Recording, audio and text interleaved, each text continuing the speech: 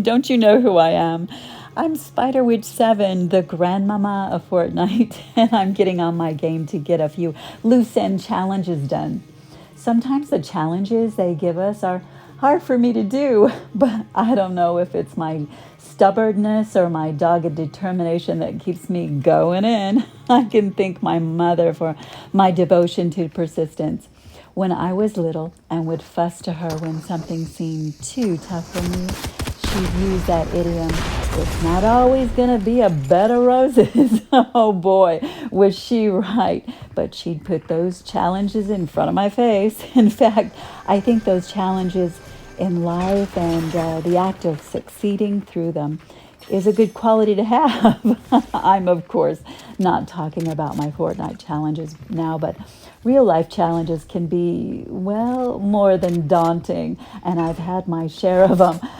You don't live as long as I have without having some pretty foul disasters, but you got to be faithful to yourself, right? And if I heard my mom say once, I've heard her say 1,000 times, you can do anything you set your mind to. She was always good for all those momisms. But what does it take to get through a difficult time or disastrous moment in our lives? The greatest basketball player of all times once said, "You always have to focus in life on what you want to achieve." I guess in order to focus on getting through tough moments is to, how do I say, cut the crap. Get to the heart of the situation, put in the work and move through it. Sometimes that can mean letting moments pass so you can get a grip. After all, sometimes all we need is a little time to look at the situation from different perspectives.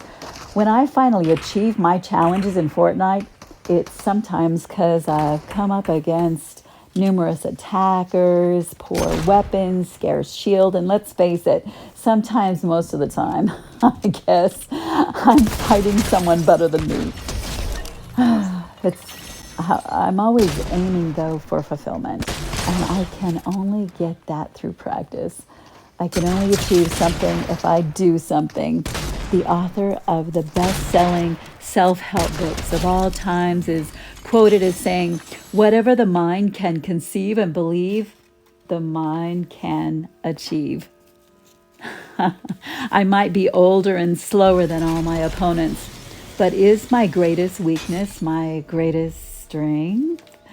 It reminds me of this story I once heard about the little boy who had lost his arm in an accident.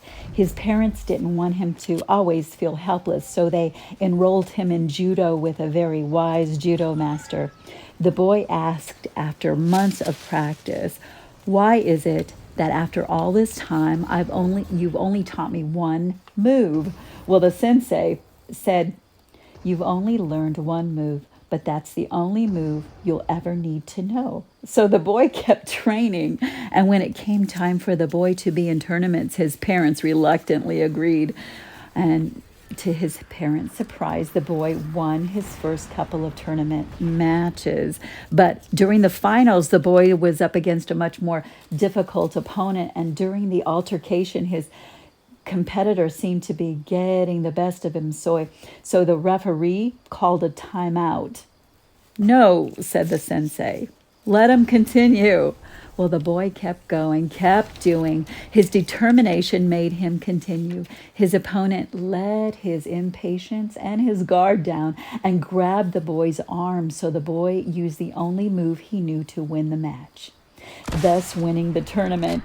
After the boy accepted the adoration of the crowd and the pride of his parents, the boy privately asked his teacher how, with only one arm, was I able to win the tournament.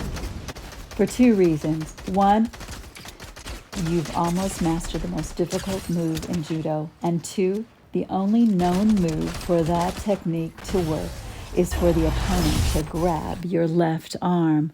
The boy's biggest weakness had become his greatest strength.